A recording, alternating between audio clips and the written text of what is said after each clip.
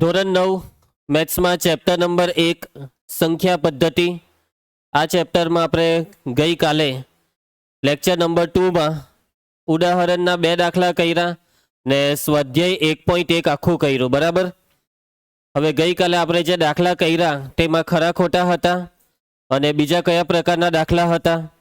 કોઈ બે સંખ્યા આપેલી હોય અને આપેલી બે સંખ્યાની વચ્ચે 5 સમય સંખ્યા શોધો, 6 સમય સંખ્યા શોધો, એવી રીતના તમને ગમે તેટલી સમય સંખ્યા શોધવા કે તેવા દાખલા। હવે પહેલા લેક્ચરમાં જે પણ તમને ભણાવવામાં આવેલું તેનું ફટાફટ એકવાર પાછું રિવિઝન કરીશું અને પછી આજના દાખલા ચાલુ કરીશું। તો પહેલા લેક્ચરમાં આપણે મેળવેલો સંખ્યાઓનો પરિચય। ચલો, સંખ્યાઓના પરિચયમાં સૌથી પહેલા પ્રાકૃતિક સંખ્યા સિમ્બોલ n અને કઈ સંખ્યા આવે 1 2 3 4 અપ ટુ 100। નંબર 2 પૂર્ણ સંખ્યા સિમ્બોલ w અને કઈ સંખ્યા 0 1 2 3 4 અપ ટુ 100। નેક્સ્ટ પૂર્ણાંક સંખ્યા symbol capital Z 0 1 2 3 up to 100 -1 -2 -3 up to 100।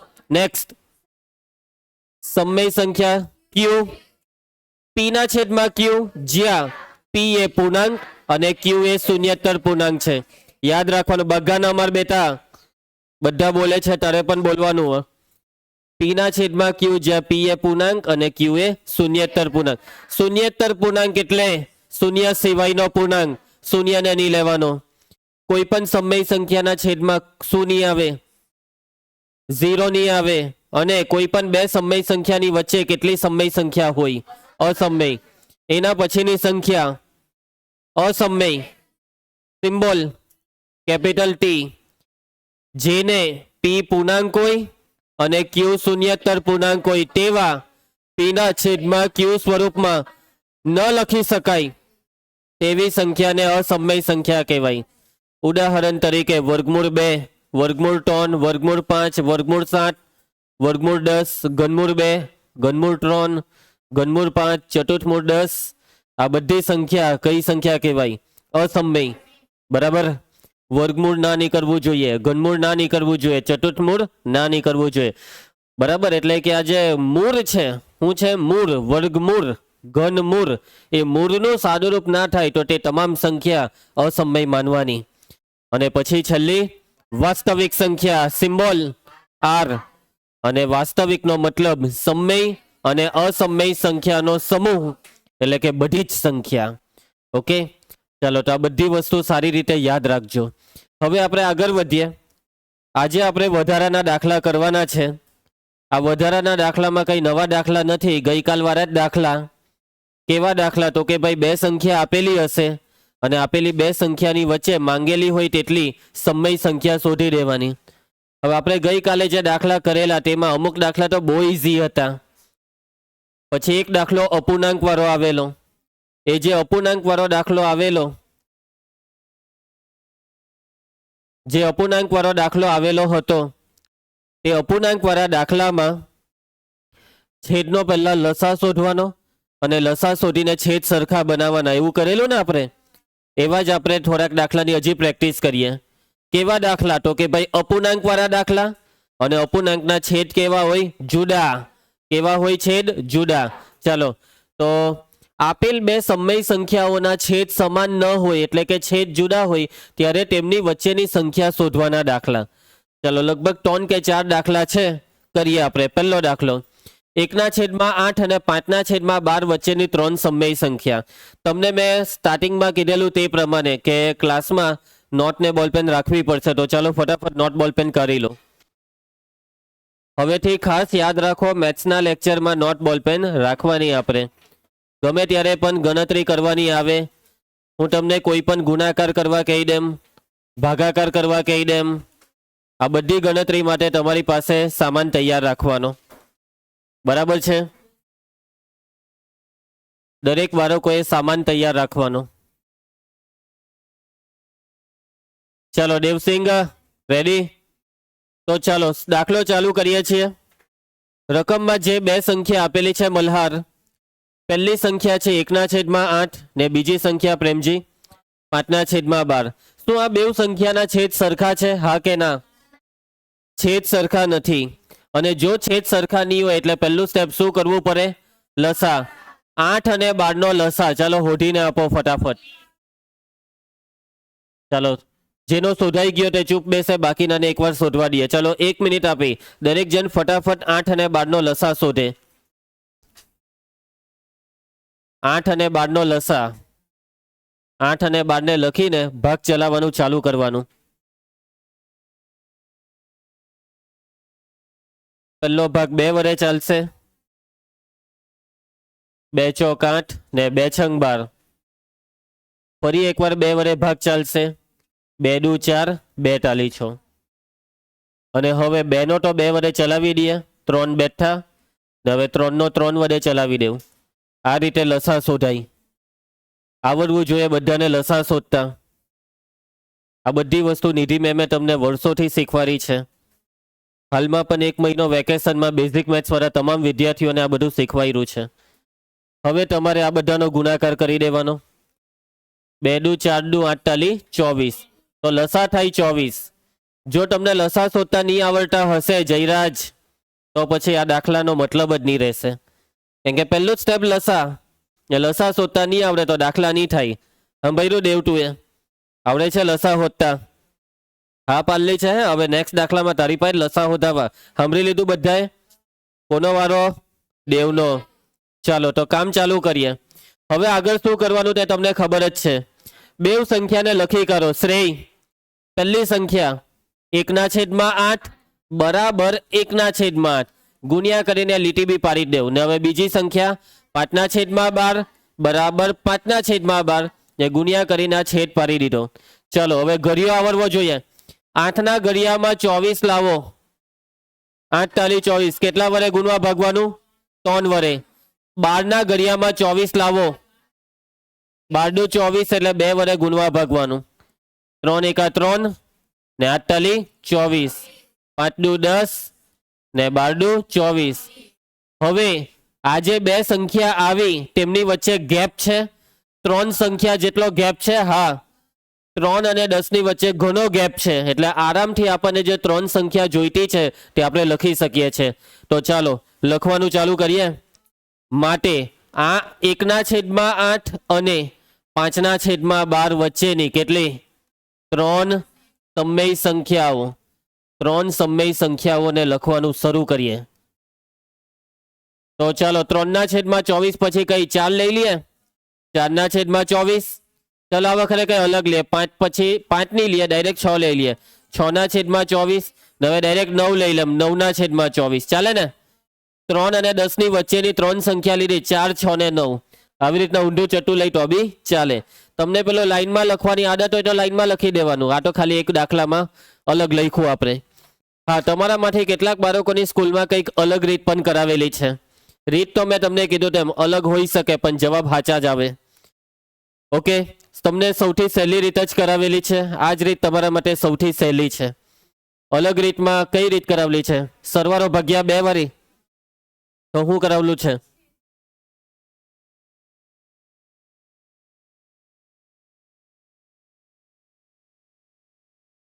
Okay, alternate ગુણાકાર. આ 8 વાળા અહીંયા 8 વડે ગુણવાનું ને પેલું 12 છે તો અહીંયા 12 વડે. તે પણ ચાલી જશે. ચાલો આગળ વધીએ. અનિતા, નેક્સ્ટ દાખલો. 3/4 અને 4/5 વચ્ચેની કેટલી? 5 સમય સંખ્યા. કેટલી માંગેલી છે? 5. ચાલો દેવસિંહ, છેદ સરખા છે ને? તો શું કરવું પડે આપણે? લસા. કોનો કોનો લસા? 4 અને 5 નો. ને આ વખતે લસાનો જવાબ કોણ આપવા માંગે છે? ચાલ દેવ જવાબ આપ. 4 અને 5 નો લસા હોધી કાઢ. દરેક બાળકો લસા હોધી કાઢે અને જવાબ કોઈ જાહેરમાં બોલે નહીં. કોઈએ જવાબ જાહેરમાં બોલવાનો નથી. જવાબ આવી જાય એટલે ચૂપચાપ બેસવાનું.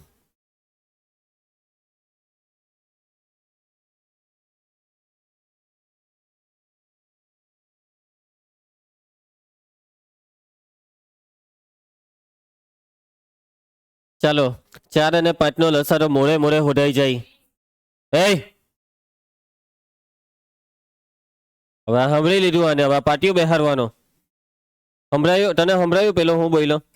સાચું બોલ.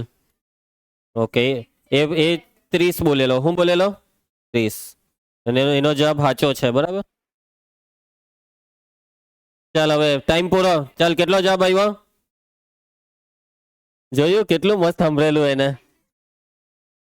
ચાલો 5 ને 4 ને 5 લસા કેટલો આવશે? 20. તો તને પહેલા 30 કે રીતના સંભળાયેલું? હે શું સંભળાયેલું તને? 30 સંભળાયેલું હે? 20 સંભળાયેલું કે 30 સંભળાયેલું? 30 સંભળાયેલું પહેલા એ જ્યારે બોલેલો ત્યારે. પછી તો એટલે મતલબમાં તને ખબર કે રીતના પડી કે એનું ખોટું છે? ચાલો ગેમ રમવાની કોશિશ કરતો છે. કોની હાથે તું ગેમ રમે છે? ચાલો કેટલો આવશે લસા? 20. ઓકે હવે 3/4 બરાબર 3/4 ને ગુણ્યા કરીને આ છેદ 4/5 બરાબર 4/5 ને ગુણ્યા કરીને છેદ. ચાલો ભાઈ 4 ઘડિયામાં 20 એટલે 5 વડે ગુઈનો ભાગ્યો ને 5 ઘડિયામાં 20 4 વડે ગુઈનો ભાગ્યો 5 તાલી ને 5 ચોક 4 ચોક ને 5 ચોક. હવે આપણને જે બે નવી સંખ્યા મળી ને શ્રેય, શું આ બે સંખ્યા વચ્ચે ગેપ છે? ગેપ નથી. ગેપ નથી ભાઈ. આ 15 પછી તરત જ 16 આવે ને, એટલે જરાક બી ગેપ જ નહીં મળે. ને આપણને ગેપ કેટલો જોઈતો હતો? 5 નો તો ગેપ જોઈએ જ. કેટલી સંખ્યાનો ગેપ? 5 સંખ્યાનો ગેપ જોઈએ જ. એટલે હવે ગેપ બનાવવો પડે. અને ગેપ બનાવવા માટે હજી આ અંશ અને છેદને હજી મોટા કરો, હજી મોટા. અને એને મોટા કરવા માટે હજી કોઈ નવી સંખ્યા વડે ગુનો ભાગો. હવે 5 સમય સંખ્યા શોધવાની છે, તેનો મતલબ કેટલા વડે ગુણી ભાગી નાખીએ? 6 વડે. 5 કરતા મોટી એટલે 6 વડે. 7 વડે બી ગુનાય, 8 વડે. આવું ગુણવા ભાગવાથી ગેપ વધે. શું વધે? ગેપ વધે. એટલે જેટલી મોટી સંખ્યા વડે ગુનો એટલો મોટો ગેપ આવે. આપણને અત્યારે જેટલો ગેપ જોઈતો છે એ ગેપ માટે 6 વડે તો ગુનવું જ પડે. તો ચાલો કેટલા વડે ગુની નાખીએ હવે? 6 વડે. સમજ પડે છે દીપક? ચાલો એટલે હવે આ બે સંખ્યાને પાછું નીચે આને લખો. આ 15/20 બરાબર 15/20 ને અહીંયા 16/20 બરાબર 16/20 ને ગુણ્યા. અને આપણી વાત થઈ તેમ 5 સંખ્યા શોધવાની છે, તો કેટલા વડે ગુનીશું? 6 વડે. 6/6 6/6. દેવસિંહ 15 છંગ 90, 20 છંગ 120. ગુણાકાર ફટાફટ આવડવા જોઈએ. 16 છંગ 96 ને 20 છંગ 120. તો હવે છેદ બી સરખા છે અને 90 ને 96 ની વચ્ચે આ મસ્ત ગેપ આવી ગયો. 5 સંખ્યાનો ગેપ આવી ગયો. તો ચાલો લખો જવાબ. 3/4 અને 4/5 વચ્ચેની કેટલી? 5 સમય સંખ્યા. 5 સમય સંખ્યાઓ. ચાલો તો દેવ 90 પછી કોણ આવે? 90 પછી હોય એમ કે 91 આવેલા. 91 ના છેદમાં કેટલા? 91 ના છેદમાં 120. 91 પછી કેટલા આવે? 49. 91 પછી એકરા હો નહીં આવરે. 92 ના છેદમાં 120 પછી 93 ના છેદમાં 120 94 ના છેદમાં 120 95 ના છેદમાં 120. 5 સંખ્યા લખાઈ ગઈ છે. કોઈને કઈ તકલીફ? જીવિકા સમજ પડી? આગળ વધીએ. નેક્સ્ટ ત્રીજો દાખલો. આ વખતે આપણે કઈ સંખ્યા લીધી જયેશ? તું એ જોઈ? ઋણ સંખ્યા. કઈ સંખ્યા લીધી?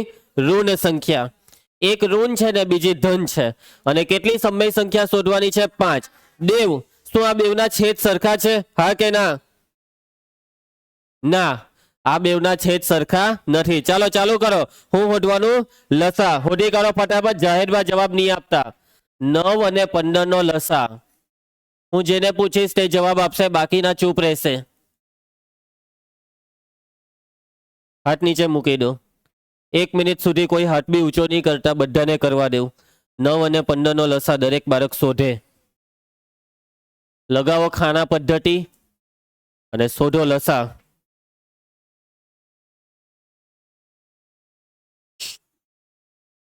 અવાજ નહીં જોઈએ.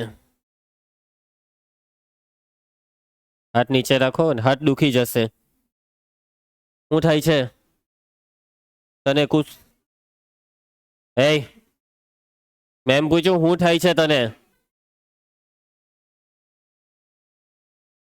ચાલો તો આ લસાનો જવાબ આપશે કુશ 15. આનો જવાબ 15 આવ્યો. કુશનો જવાબ ખોટો. લસા 15 આવતો નથી. એટલે હું ખોટો જવાબ લેવો. દીપક બોલ જવાબ. અચ્છા કર જલ્દી કરે. ભવ્ય 45. કેટલો જવાબ આવશે? 45. આવ્યો લસા 45. જે ની આવ્યો હોય તો તકલીફ. કેમ કે ભાઈ ગુસા લસા તો છઠ્ઠા સાતમાની વસ્તુ. હવે 9મા ધોરણમાં તો ભાઈ દાખલા એ આવશે આવું બધું નાનું નાનું તો આવડવું જોઈએ. તીર્થ મને ખબર છે તારો લસા નથી આવ્યો. સાચું જ બોલજે. સાચું જ બોલ. હવે જો હવે નેક્સ્ટ દાખલાનો જવાબ તારે જ આપવાનો ને આજુબાજુ વાળા કોઈ કહેતા જ નહીં એને ને કેવું હોય તો ખોટું કહેજો. ચાલો 9 ને 15 નો લસા કેટલો આવે? 45. ચાલો મલ્હાર પહેલી સંખ્યા -2/9 બરાબર -2/9 ને બીજી સંખ્યા 7/15 બરાબર 7/15. ચાલો ભાઈ કોષ ધ્યાન આપજે. 9 ના ઘડિયામાં 45. 9 50 એટલે 5/5.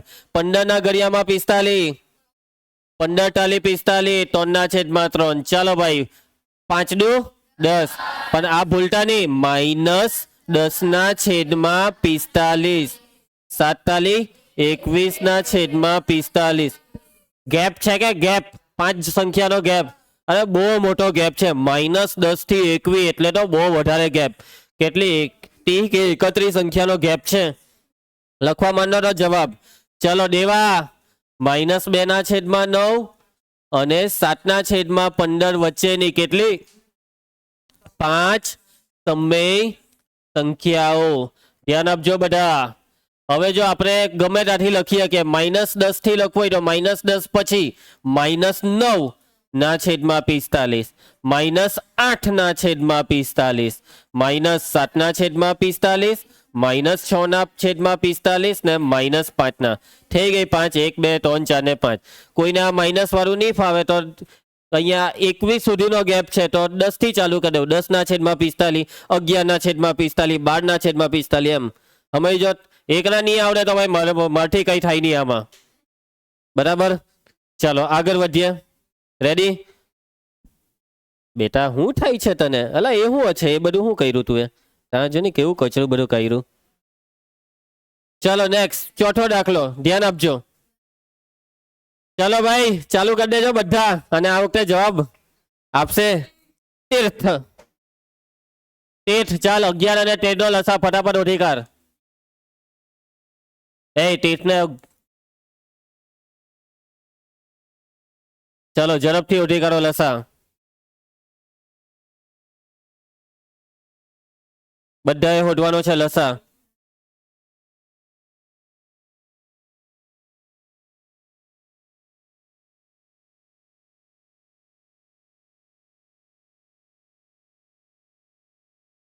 વીસ અને 30 નો લસા.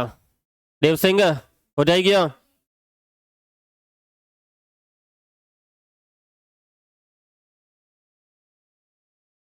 ઓ ભાઈ એને મદદ નથી કરવાની તીર્થને. ચાલ આગળ ફરી જાઓ. કરે બહુ ખતરનાક ખિલાડી છે. બધું આવડે એને. ટેન્શન નહીં લેવું તમે એનું.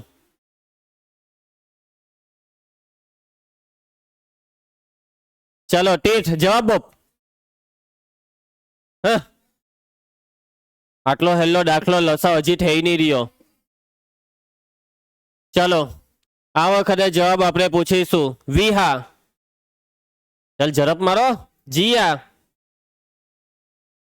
ઝડપ. ચલ ડીયા 60. યસ 60. તારો આવેલો 60. જવાબ આવશે 60. ચાલો કામ ચાલુ કરીએ. પ્રાચી ધ્યાન આપજે. પહેલી સંખ્યા 11/20 બરાબર 11/20. બીજી સંખ્યા છે 13/30 બરાબર 13/30. ચાલો મલ્હાર 20 ના ઘડિયામાં 60. 20 તાલી 60 એટલે 3 વડે ને 30 ના ઘડિયામાં 60 2 વડે. ચાલો 11 તાલી 33 ને 20 તાલી 60. 13 દુ ને 30 દુ. ભાઈ આ ગેપ છે કે 10 સંખ્યાનો ગેપ છે કે 10? 26 ને 33 કેટલી 7 સંખ્યાનો ગેપ છે. તો ગેપ મોટો કરવો પડે. હવે ગેપ મોટો કરવા તમે કહો કે સર 10 સંખ્યા માંગેલી છે ને તો 11 વડે ગુણી ભાગી નાખીએ. કેટલા વડે? 11. ચાલે. પરંતુ ઓલરેડી 7 સંખ્યાનો ગેપ છે તો 11 એટલે બહુ મોટી સંખ્યા પર તમે પહોંચી ગયા. 2 કે 3 વડે ગુણી નાખો તો બી ચાલે. બરાબર. 2 વડે ગુણીએ તો પેલો ગેપ 7 છે ને એટલે ડબલ 14 થઈ જશે. તો 2 વડે જ ગુનો. જ્યાં 100 થી કામ થતું છે તલવાર શું કરવા કરવાની? 100 થી કામ પટાઈ દેવો. બરાબર કચરા પેટી. ચાલો 33/60 બરાબર 33/60 ગુણ્યા ને આ 26/60 બરાબર 26/60 ગુણ્યા. ચાલો તો આપણે નક્કી કર્યું કેટલા વડે? 2 વડે. તીર્થ 2 વડે ગુણવા ભાગવાનું આપણે નક્કી કર્યું. 33 દુ ને 60 ના ડબલ 26 ના ડબલ 52 ને 60 ના ડબલ 120. આવી ગયો કે ગેપ? આરામથી હવે તો 10 સંખ્યા લખાવાની. તો માટે 11/20 અને 13/30 વચ્ચેની કેટલી? 10 સમય સંખ્યાઓ. અને આ 10 સમય સંખ્યાઓ બોલવાનો મોકો આપણે આપીશું. પેલો છોકરો વંશ, ચાલ બોલવા મન. 52 પછી 53/120, 54/120, 55/120, 56/120, 57/120, 58/120, 59/120, 59/120, 60/120, 61/120, 62/120. થઈ ગઈ કે 10? પાક્કું? ની ગણું તો ચાલે ને? ચાલો આગળ વધીએ. પૈટા દાખલા. અને હવે આ આવી ગયું તમારું હોમવર્ક. હોમવર્ક 1. કેટલા દાખલા છે? 6. ને નીચે એના જવાબ આપેલા છે. 3 થી 6 દાખલામાં જવાબની કોઈ જરૂર નથી. કેમ કે ભાઈ અલગ અલગ રીતે અલગ જવાબ આવે, અલગ વડે ગુણીએ એટલા માટે. સમજ્યા? તમારી રીતે બધા દાખલા ગણી કાઢજો. અને આ હોમવર્કના દાખલા તમારી સ્માર્ટબુકમાં પાછળ, ખબર છે ને મેં તમને સમજાવેલું એમ, પાછળ મળશે. ક્યાં મળશે? પાછળ હોમવર્ક સેક્શનની અંદર. કેટલા દાખલા તમારે કરીને આવવાના નેક્સ્ટ લેક્ચરમાં? 6 દાખલા. ચાલો આગળ વધીએ. હવે આવે છે અસમય સંખ્યાઓ. હવે અસમય સંખ્યા તો ખબર જ છે આપણને, ખબર જ છે ને, છતાં પણ ફરી એકવાર ભણીએ. બગાસા ખાવ મલ્હાર. ચાલો ધ્યાન આપજો. જો સંખ્યા એસ ને, બરાબર, સંખ્યાને એસ નામ આપ્યું. હું નામ આપ્યું? એસ. કે સંખ્યા એસ ને પી પૂર્ણાંક અને ક્યુ શૂન્યેતર પૂર્ણાંક હોય તેવા પી કોમા ક્યુ માટે પી ના છેદમાં ક્યુ સ્વરૂપમાં મૂકી ના શકાય તો તેવી સંખ્યા એસ ને અસમય સંખ્યા કહેવાય છે. વ્યાખ્યામાં ખાલી 2-3 શબ્દ વધારે ઉમેરી દીધા. મેં તમને જે આગળ લખાવેલું ને તેમાં ખાલી અમુક વસ્તુ ઉમેરી દીધી. સંખ્યાનું નામ આપી દીધું એસ, પછી પાછું એનું એ જ કે પી પૂર્ણાંક ક્યુ શૂન્યેતર પૂર્ણાંક તેવા પી અને ક્યુ માટે પી ના છેદમાં ક્યુ સ્વરૂપમાં મૂકી ના શકાય, એટલે કે લખી ના શકાય તો તેવી સંખ્યાને કહેવાય અસમય સંખ્યા. આવડે જ છે ને બધાને? ચાલો આગળ વધીએ. હવે એન્ટ્રી કોની પડે છે? દેવ. વાસ્તવિક સંખ્યા. કઈ સંખ્યા? વાસ્તવિક સંખ્યા. વાસ્તવિક સંખ્યા બી ખબર જ છે આપણને ધનશ્રી. સમય સંખ્યા અને અસમય સંખ્યાઓના સમૂહને વાસ્તવિક સંખ્યા કહેવાય. ખબર જ હતી ને જસ? ચાલો આગળ વધીએ તો આપણે. વાસ્તવિક એટલે કોષ, સમય સંખ્યા અને અસમય સંખ્યાનો સમૂહ. ચાલો હવે આ વસ્તુ સમજજો. આ વસ્તુ તમારા માટે નવી છે. જીયા, પ્રત્યેક વાસ્તવિક સંખ્યાનું સંખ્યા રેખા પરના એક અનન્ય બિંદુ તરીકે નિરૂપણ કરી શકાય છે. એવી જ રીતે સંખ્યા રેખાનું પ્રત્યેક બિંદુ એ એક વાસ્તવિક સંખ્યા દર્શાવે છે. આ કારણથી જ સંખ્યા રેખાને વાસ્તવિક સંખ્યા રેખા કહેવામાં આવે છે. વાસ્તવિક સંખ્યા રેખા.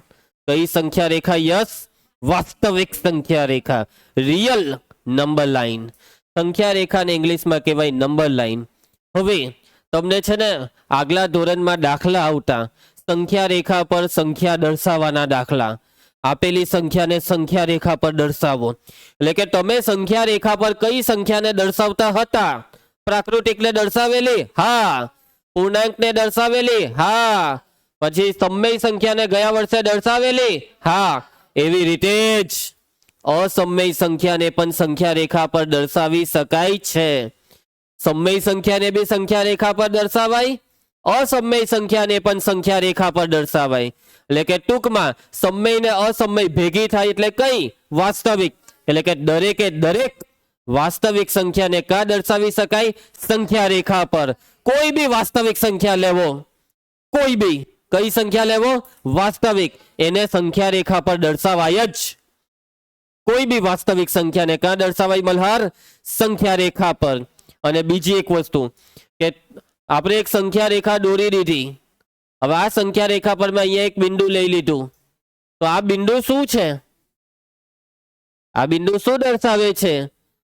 તો આ બિંદુ કોઈ સંખ્યા દર્શાવે છે. સંખ્યા રેખા પરનું કોઈ બી બિંદુ લેવો તો તે બિંદુ એટલે કોઈ સંખ્યા. સમજ્યા? હવે સંખ્યા રેખા પર તમે કોઈ બી એટલે કોઈ બી બિંદુ લેવો તો તે બિંદુ પર કોઈને કોઈ સંખ્યા છે એટલે છે જ. અને કઈ સંખ્યા છે? વાસ્તવિક સંખ્યા. સમજ્યા? એ પ્રાકૃતિક હોઈ શકે, પૂર્ણ હોય, પૂર્ણાંક હોય, સમય હોય, અસમય, ટૂંકમાં એ જે બી હોય તે કઈ છે? વાસ્તવિક.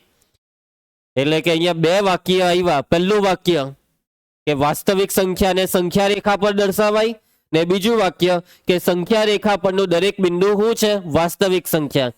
એનો મતલબ કે આખી સંખ્યા રેખા હાનાથી ભરેલી છે? વાસ્તવિક સંખ્યાઓથી ભરેલી છે. આખી સંખ્યા રેખા વાસ્તવિક સંખ્યાઓથી ભરપૂર છે. કશે બી કોઈ બી લેવો બિંદુ તો તે બિંદુ એટલે વાસ્તવિક સંખ્યા. એટલા માટે જ હવે આ સંખ્યા રેખાને સંખ્યા રેખાની જગ્યાએ આપણે એક નવું નામ આપી શકીએ, વાસ્તવિક સંખ્યા રેખા. કેવી સંખ્યા રેખા? વાસ્તવિક સંખ્યા રેખા. કેમ કહેવાય આ સંખ્યા રેખાને વાસ્તવિક સંખ્યા રેખા?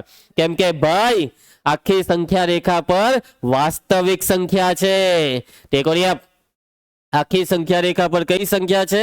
વાસ્તવિક સંખ્યા. વાત મગજમાં ઉતરી? કોઈને કઈ તકલીફ? તને સમજ પડી? આગળ વધીએ. ચલો નેક્સ્ટ. હવે આપણે થોડુંક ભૂમિતિને યાદ કરવાનું છે. 7મા 8મામાં તમે જે ભૂમિતિ ભણેલા ને તેને ચાલો યાદ કરીએ. શું કરીએ? જસ યાદ કરીએ. ચાલો ત્રિકોણને ઓળખો. ઓળખે તું ત્રિકોણ દોરેલો કોઈ દિવસ? દોરેલો ને? તો ત્રિકોણના પ્રકાર, ત્રિકોણના ટોટલ કેટલા પ્રકાર છે ખબર તમને? કેટલા પ્રકાર છે? 6 પ્રકાર. કેટલા પ્રકાર? 6 પ્રકાર. આ 4 થોડા કઈ છે? 6 પ્રકાર છે. આ 6 પ્રકારમાં ખૂણાના આધારે 3 પ્રકાર અને બાજુના આધારે 3 પ્રકાર. બરાબર છે? હવે ખૂણાને આધારે કયા 3 પ્રકાર? નંબર 1 લઘુકોણ, નંબર 2 કાટકોણ, નંબર 3 ગુરુકોણ. અને બાજુને આધારે કયા 3 પ્રકાર? નંબર 1 સમબાજુ ત્રિકોણ, નંબર 2 સમદ્વિબાજુ ત્રિકોણ ને નંબર 3 વિષમ બાજુ ત્રિકોણ. બરાબર? લઘુકોણ ત્રિકોણ કોને કહેવાય? જે ત્રિકોણના ત્રણેય ખૂણાના માપ 90 અંશથી નાના હોય તે ત્રિકોણને લઘુકોણ ત્રિકોણ કહેવાય. ટૂંકમાં લઘુકોણ ત્રિકોણ એટલે બધા જ ખૂણા 90 થી નાના. બધા જ ખૂણા 90 થી નાના. હવે વાત આવે છે કાટકોણ ત્રિકોણની. જો ત્રિકોણના 3 ખૂણાઓમાંથી કોઈ એક ખૂણો કાટખૂણો હોય તો તે ત્રિકોણને કાટકોણ ત્રિકોણ કહેવાય. 3 ખૂણા તો આવે ત્રિકોણમાં, બરાબર દેવસિંહ? કેટલા ખૂણા આવે? 3 ખૂણા. પણ આ 3 ખૂણામાંથી કોઈ એક ખૂણો, કેટલા ખૂણા? કોઈ એક ખૂણો. અને એક ખૂણો કેવો ખૂણો હોવો જોઈએ? કાટખૂણો હોવો જોઈએ. 90 નો ખૂણો. કાટખૂણાનો મતલબ એનો માપ 90. જો કોઈ એક ખૂણાનું માપ બી 90 હોય ને તેનો મતલબ સમજી જવાનું કે તે ત્રિકોણ કાટકોણ. કેવો ત્રિકોણ? કાટકોણ. આ જે કાટકોણ ત્રિકોણ છે ને એ કોઈ સામાન્ય ત્રિકોણ નથી, કઈ આલટુ ફાલતુ વસ્તુ નથી, બહુ અગત્યનો ત્રિકોણ છે. કેમ કે તમે પ્રાકૃતિક રીતે આ દુનિયાને જોશો ને તો બધી જ જગ્યાએ તમને કાટખૂણો દેખાય. ઘણી બધી જગ્યાએ એમ નજર ફેરવીએ ને તો ઘણી બધી જગ્યાએ કાટખૂણો દેખાય. બરાબર? આ નીચે જોવો, નીચે ટાઇલ્સ અને આ દિવાલ, તો આ બેની વચ્ચે કાટખૂણો છે. આ સ્માર્ટ બોર્ડ છે ને તેની આ નીચેની ધાર અને આ ઊભી ધાર, એમની વચ્ચે આ કયો ખૂણો એમ બન્યો? કાટખૂણો. કાટખૂણો તો બધે જ હોય. બેન્ચીસ પર કાટખૂણો છે, નોટના પાના પર કાટખૂણો છે. બરાબર? તમે જમીન પર ઉભા રહેલા છો ને તે કેટલા ખૂણે ઉભા રહેલા છો? 90 ના ખૂણે. પછી તમારામાંથી કોઈ બગ્ગો છે કે એમ કરીને ઉભો રહી છે? બરાબર, બાકી આ દુનિયાના બધા જ વ્યક્તિ જમીન સાથે 90 ના ખૂણે હોય છે તમારામાંથી કોઈ આવી રીતના ત્રાસુ એમ કરીને આ રીતના ઉભું રહી પુષ્પાની જેમ? નથી ને આવું કોઈ? ચાલો દેવા, ઘરે હીરો રહી છે કે વાંકો ચૂકો? તમારામાંથી કદાચ અમુક કોઈ પેક મારવા વાળા હોય તો રાતના ખબર નહીં એમ કેવી રીતના. ને તું તો હીરો છે ને, મને તું અડધો તો વાંકો જ લાગે. ચાલો ક્લિયર બધાને? કાટકોણ પછી ગુરુકોણ, એટલે કે ત્રિકોણના કેટલા ખૂણા? 3. પણ 3 માંથી કોઈ એક ખૂણાનું માપ 90 થી વધારે તો તે ત્રિકોણ ગુરુકોણ. હવે આ વસ્તુને સમજે પ્રાચી. લઘુકોણ ત્રિકોણમાં 3 ખૂણા 90 થી નાના, 3. પણ કાટકોણમાં એવું નહીં સમજતા કે 3 ખૂણા 90 ના. ભાઈ 3 ખૂણા 90 ના હોય ને તો ત્રિકોણ જ નહીં બને. સમજો, આ એક પહેલો 90 નો ખૂણો, હવે અહીંયા બીજો 90 નો ખૂણો, ના ત્રીજો બી 90 નો, બન્યો કે ત્રિકોણ? એટલે કે ત્રિકોણમાં 90 નો ખૂણો કોઈ એક જ હોય. 3 ખૂણા કોઈ દિવસ 90 ના નહીં હોય. એટલે કે 3 માંથી કોઈ એક ખૂણો 90 નો તો તે ત્રિકોણ કાટકોણ. બરાબર છે? કોઈ એક ખૂણો 90 થી મોટો તો તે ત્રિકોણ ગુરુકોણ. ક્લિયર બધાને? ચાલો હવે કાટકોણ ત્રિકોણ તમને ઓળખતા આવડે કે ઓળખતા જોઈને? મેં આવી રીતના આશરે એક ત્રિકોણ એમ દોરી દેમ તો તમને એમ ખબર પડી જાય કે આ કાટકોણ. એમ થોડોક ત્રાસો વાસો દોરી દેમ તો બી એમ તમને લાગી જાય આ કાટકોણ. એમ અહીંયા લાગે ને, એમ ઊંધો દોરી દેમ તો. કેમ કે ભાઈ હવે તમે મોટા થઈ ગયા, તમારી એક ઉંમર એક એવી ઉંમર છે કે જેમાં તમારું મગજ પારખી શકવું જોઈએ કે આ આકૃતિ, આ ત્રિકોણ કાટકોણ જ છે. એમ જોઈને ખબર પડી જવી જોઈએ. એના શું કોણ માપકથી માપવું જરૂરી છે? વગર કોણ માપકથી માપીએ બી જોઈને એટલું તો તમારું મગજ તમને કમાન્ડ આપી જ દે કે નાલાયક આ કાટકોણ છે. એમ કહી દે તમારું મગજ તમને. હું કહી દે કે આ ત્રિકોણ કાટકોણ છે. બરાબર, ઓળખાઈ જાય. બાકી મેં ગયા વર્ષે એવા બધાને જોયેલા કે જે ગુરુકોણ ત્રિકોણને બી કાટકોણ કહી દે. બરાબર, ચલો એક જણને પૂછીએ. ચાલ દેવ, લાગે ને કાટકોણ? હા પાડી દે. લાગે આ કાટકોણ? નથી. કાટકોણ ત્રિકોણ એમ હોય, જરાક બી એમ થઈ જાય તો ગુરુકોણ થઈ ગયો, ને આમ થઈ ગયો તો લઘુકોણ. એમ ઓળખતા આવડવું જોઈએ. એટલે કેમ ભાઈ કાટકોણ વસ્તુ જેવી છે કે આપણા જીવનમાં બધે જ દેખાય, એટલે એ વસ્તુ ઓળખાય જ જાય. ભાઈ જેને આ નહીં ઓળખતા આવડતું હોય તે એમ સમજવાનું એને દુનિયા વાંકી ચૂકી દેખાય. આ દિવાલ તને ત્રાસી દેખાય ને એમ ને એમ દેખાય ને. કાટખૂણો તો ઓળખાવો જ જોઈએ. દેવસિંહ ઓળખાઈ જાય ને? ચાલો હવે આકૃતિમાં જે કાટકોણ ત્રિકોણ દેખાય છે તમને, એનું નામ શું છે? ત્રિકોણ એબીસી. શું નામ છે? ત્રિકોણ એબીસી. બરાબર, આ ત્રિકોણ એબીસી માં કાટખૂણો કયો છે? ખૂણો બી. બરાબર, જ્યાં બી કાટખૂણો હોય ને ત્યાં અહીંયા ચોરસ પાડવાનો, અને કાટખૂણો નહીં હોય ત્યાં રાઉન્ડ પાડવાનું. સમજી ગયા? હવે કાટકોણ ત્રિકોણની 3 બાજુમાં કોઈ એક બાજુને કર્ણ કહેવાય, પણ કઈ બાજુને કર્ણ કહેવાય? એસી. તો જુઓ કેમ એસી ને કર્ણ કહેવાય? તો કર્ણની ઓળખાણ માટે એવું કહેવામાં આવ્યું છે કે કાટખૂણાની સામે જે બાજુ હોય તેને કર્ણ લેવાની.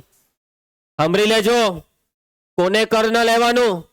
કાટખૂણાની સામેની બાજુ. દેખાય છે આ કાટખૂણો? આ કાટખૂણાની સામે કઈ બાજુ છે? એસી. એટલે એસી ને કહેવાય કર્ણ. શું કહેવાય? કર્ણ. એસી છે કર્ણ, અને આ એબી અને બીસી આ બે છે બાજુઓ. ચાલો ક્લિયર? કોઈ બી કાટકોણ ત્રિકોણમાં કર્ણ ઓળખતા આવડી જશે. માની લો કે આ કાટકોણ ત્રિકોણ કંઈક આ રીતના દોરાઈ જાય તો કર્ણ કા છે તે સમજી ગયા? ચાલો આપણે એક જણને પૂછીએ. દેવસિંહ, કર્ણ કોણ? પીક્યુ કે પીઆર? ક્યુઆર. બરાબર છે, કર્ણ કોણ છે? ક્યુઆર. કેમ કે કાટખૂણાની સામે ક્યુઆર છે. બધાને વાત મગજમાં ઉતરી? દીપક, હું નિયમત પડી? ચાલો આગળ વધીએ તો આપણે. એના પછી કાટકોણ ત્રિકોણમાં કર્ણ એ કાટખૂણાની સામે હોય છે. કર્ણ એ કાટકોણ ત્રિકોણની સૌથી મોટી બાજુ હોય છે. સૌથી મોટી બાજુ એટલે કર્ણ. મહાભારત જોયેલી છે તમે કોઈ દિવસ? મહાભારતમાં જોઈ લો લક્ષ્મણને. હે, રામને જોઈ લો. કોને? મહાભારતમાં લક્ષ્મણ પહેલા જોયો, ભાઈ રામને જોયો. હું કરવાનો લા? ચાલો म- एक मिनट. हाँ. हाँ. कौन છે જીવિકા? હા છે. ઓ આ રહી. ચાલો.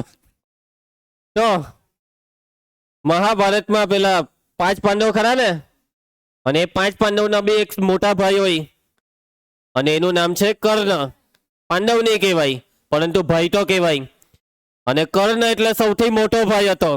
એ 5 પાંડવોનો સૌથી મોટો ભાઈ કર્ણ, એટલે છઠ્ઠો ભાઈ હતો પણ સૌથી મોટો. એવી રીતના આમાં બી સૌથી મોટું કોણ? કર્ણ. કર્ણ એટલે સૌથી મોટી બાજુ. જો તમે ફૂટપટ્ટીથી આ 3 બાજુના માપો ને જયેશ, તો ગેરંટી કર્ણ જ સૌથી મોટું આવે. કોઈ બી કાટકોણ ત્રિકોણ દોરો, કોઈ બી દોર, તું ગમે તેવો દોર, ગેરંટી છે કે કર્ણ જ સૌથી મોટી બાજુ આવે. ચલો આગળ વધીએ. કોઈને આમાં કઈ તકલીફ, વાત મગજમાં ઉતરતી છે? વ્રજ, તને બધું એકદમ ખતરનાક રીતે મગજમાં ઉતરી ગયું? આગળ વધીએ. હવે આવે છે એક બહુ જ અગત્યની વસ્તુ, અને એ છે પાયથાગોરસનું પ્રમેય.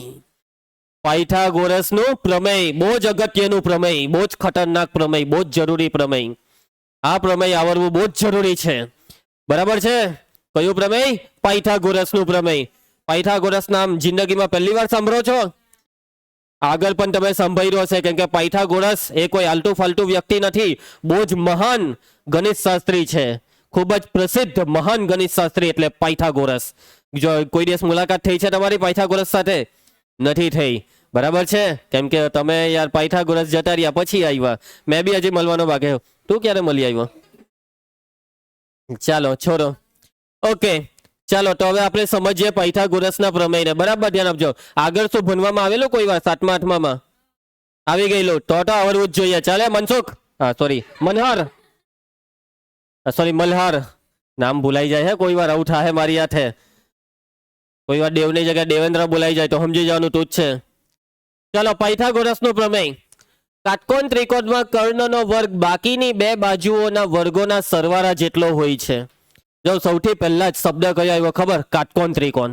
એટલે કે કાટકોણ ત્રિકોણ માટે જ આ પ્રમેય છે, લઘુકોણ ત્રિકોણ માટે નથી, ગુરુકોણ ત્રિકોણ માટે નથી, ઓનલી ફોર કાટકોણ ત્રિકોણ. એટલે કાટકોણ ત્રિકોણમાં કર્ણનો વર્ગ બાકીની બે બાજુઓના વર્ગોના સરવાળા જેટલો. કાટકોણ ત્રિકોણમાં કર્ણનો વર્ગ બાકીની બે બાજુઓના વર્ગોના સરવાળા જેટલો હોય છે. આ વિધાન બધાને મોરે કરવું પડશે, બધાએ મગજમાં ઉતારવું પડશે આ વિધાન. નેક્સ્ટ લેક્ચરમાં હું બધાને પૂછીશ શું છે વિધાન. કાટકોણ ત્રિકોણમાં કર્ણનો વર્ગ એ બાકીની બે બાજુઓના વર્ગોના સરવાળા જેટલો હોય છે. મગજમાં ઉતાર્યું આ વિધાન? અત્યારે ને અત્યારે આ વિધાન તમારા મગજમાં ઉતારી જ દેજો કે ભાઈ કાટકોણ ત્રિકોણ, કયો ત્રિકોણ? કાટકોણ ત્રિકોણમાં કર્ણનો વર્ગ બાકીની બે બાજુઓના વર્ગોના સરવાળા જેટલો. આ કાટકોણ ત્રિકોણને પહેલા નામ આપી દઈએ એબીસી. ચલો કર્ણને ઓળખો. એસી છે કર્ણ, ઓળખતા આવડી ગયું. હવે પાયથાગોરસના પ્રમેયનો આપણે અહીંયા સૂત્ર લખવાના. કર્ણનો વર્ગ, કોનો વર્ગ? કર્ણ. કોણ છે કર્ણ? એસી. એટલે એસી નો વર્ગ બરાબર બાકીની બે બાજુ, એટલે આ એબી ને બીસી. બાકીની બે એટલે સમજ પડે ને, બાકીની બે એટલે આ એબી ને આ બીસી. હવે વિધાન સમજો, બાકીની બે બાજુઓના વર્ગો, બેવના વર્ગ કરો, એબી નો વર્ગ ને બીસી નો વર્ગ, અને એ બેવના વર્ગોના સરવાળા જેટલો, એટલે અહીંયા સરવાળો. સમજ પડી? આ છે પાયથાગોરસના પ્રમેયનું સૂત્ર. કર્ણનો વર્ગ બરાબર પહેલી બાજુનો વર્ગ વત્તા બીજી બાજુનો વર્ગ, બરાબર કર્ણનો વર્ગ બરાબર એક બાજુનો વર્ગ વત્તા બીજી બાજુનો વર્ગ. Okay clear? આ સૂત્ર લખતા આવડવું જોઈએ, કેમ કે આ સૂત્ર લખતા આવડશે તો હવે પછી જે દાખલા આવશે તે આવડશે. મગજમાં ઉતરહે તે તને કે બાગા મારે છે? ઉતરહે પાક્કું? સિમ્પલ એકદમ. હંમેશા પાયથાગોરસનું પ્રમેયની શરૂઆત કર્ણથી થાય. કોનાથી થાય દેવસિંહ? કર્ણ. પહેલા કર્ણ લખી જ દેવાનો, માથે બગડો લખી જ દેવાનો. ઘણા તો એવા બગ્ગા હોય કે માથે બગડો લખે જ નહીં. આ વસ્તુ મગજમાં ફિટ કરી જ દેવાની, વર્ગ લખી જ દેવાનો, કર્ણનો વર્ગ પછી બરાબર એક બાજુનો વર્ગ વત્તા બીજી બાજુનો વર્ગ, એટલે એક બાજુ એટલે એ બી ને બીજી બાજુ બીસી. જો તમારા માટે કોઈને એવી ઈચ્છા હોય કે સર પહેલા મારે બીસી લખવું છે ને પછી મારે એ બી લખવું છે તો ચાલે. સરવાળો છે વચ્ચે વત્તા હોય એટલે આગળ પાછળ થાય તે સાચું જ કહેવાય, પણ જો વચ્ચે બાદબાકી હોય તો આગળ પાછળ નહીં કરી શકાય.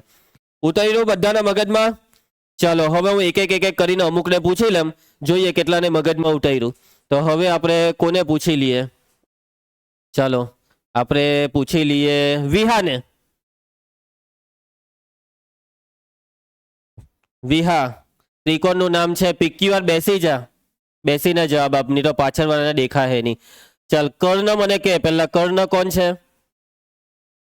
એને જ બોલવા દો. કર્ણ કાટખૂણાની સામે, જો કાટખૂણાની સામે, એમ કાટખૂણાની સામે. યસ, કર્ણ કોણ છે? PR. ઓળખાઈ ગયો કર્ણ. ચાલ હવે સૂત્ર લખાવ. કર્ણનો વર્ગ, બોલ કર્ણનો વર્ગ એટલે PR નો વર્ગ બરાબર. ચાલ હવે બાજુ લખાવ, બાજુ લખાવ. PQ નો વર્ગ પછી વત્તા ને પછી બીજી બાજુ લખાવ RQ અથવા QR નો વર્ગ. RQ લખે તો બી ચાલે. બરાબર વિહા, બરાબર ધ્યાન આપ, ની મજા આવી, ફટાક લઈને બોલવાનું હતું. ચાલો કઈ વાંધો નહીં. હવે આપણે નેક્સ્ટ કોને પૂછીએ? હવે જવાબ આપશે અનિતા. આ ત્રિકોણને નામ આપીએ આપણે XYZ. અનિતા, કર્ણ કોણ? બરાબર છે.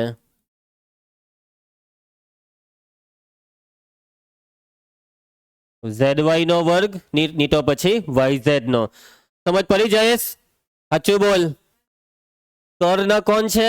XY નો વર્ગ બરાબર. હવે બાકીની બેને લખવાની છે, XZ નો વર્ગ વત્તા YZ નો વર્ગ. ઇઝી.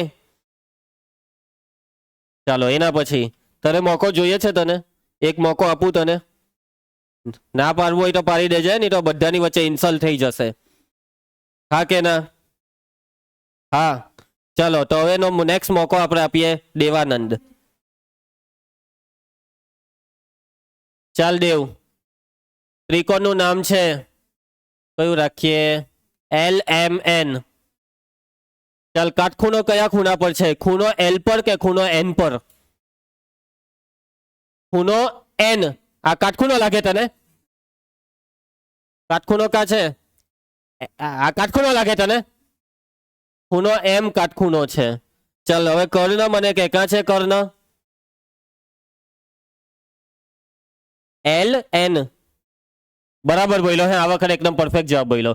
ચાલ સૂત્ર લખાવ, પાયથાગોરસ નું સૂત્ર. વર્ગ બરાબર, બોલ ને, હા બોલ. LM નો વર્ગ વત્તા નીચે બોલ MN નો વર્ગ. કઈ વાંધો નહીં. ચાલો good try, keep it up. આજે ઘરે ગઈને 500 કાટકોણ ત્રિકોણ દોર ને એના માટે આવી પ્રેક્ટિસ કર. કેટલા? 500. ચાલો નેક્સ્ટ.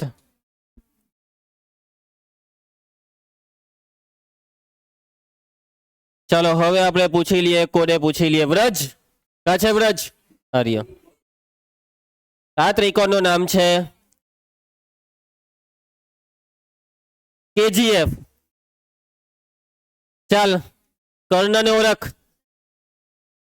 FK કર્ણ. ચાલ સૂત્ર,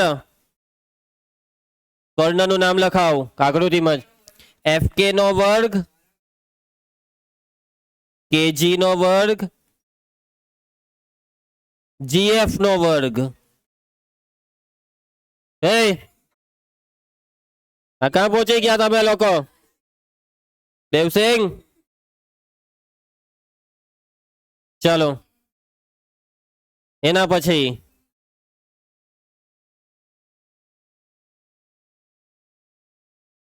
ચાલો આ વખતે નામ શું આપીએ? કઈક નવું નામ.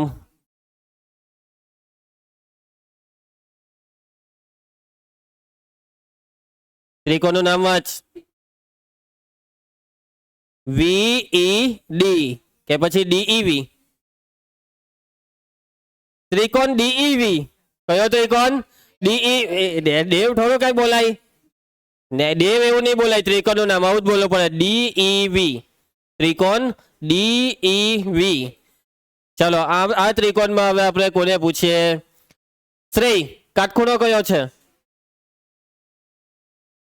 ડી. હા ચાલો, પાયથાગોરસનો પ્રમેય. કર્ણ, કર્ણ કોણ છે? કર્ણ. વીડી. વી ને ડી એવું નહીં બોલવાનું, વીડી બોલ, વીડી એમ. હા બોલ બોલ, પ્રમેય બોલ.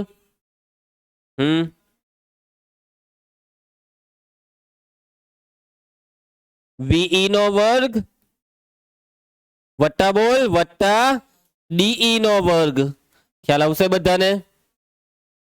ચાલો એના પછી જીવિકા, તારે જવું હોય તો જવા માંડ, હવે ટાઈમ થઈ ગયેલો છે.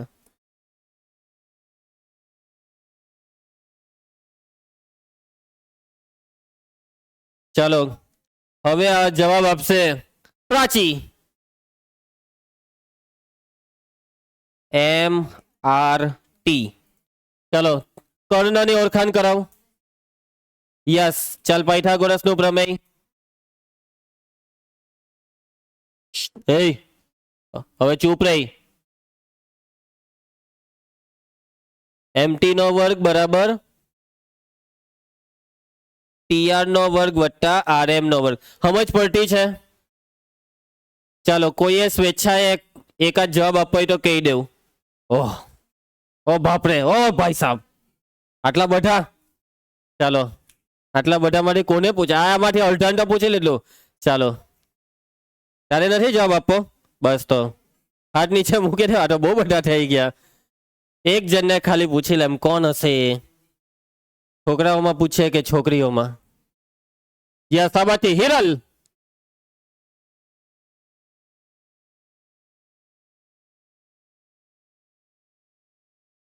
ત્રિકોણને નામ હું આપીએ?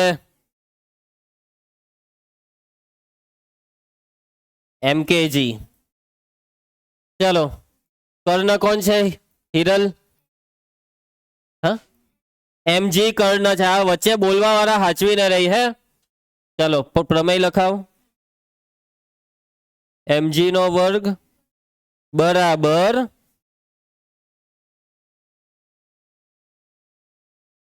GK નો વર્ગ. ચાલો બસ ઓકે, મગજમાં ઉતરશે બધાને? ઘરેથી પ્રેક્ટિસ કરજો. આ જેટલા બી કરાવ્યા ને તે ઘરે જાતે લખજો નોટમાં, રફ નોટમાં બી પ્રેક્ટિસ કરી લેજો. આવર હે જયરાજ તો જ આના પછી જે ભણવાનું છે તે આવર હે, બાકી પૈતું ચેપ્ટર અહીંયા જ પૂરું, એમ સમજી લેજો. ચાલો હવે સાંભળે, વર્કબુક સ્માર્ટ બુક ની અંદર બધી વસ્તુ લખીને આવજો.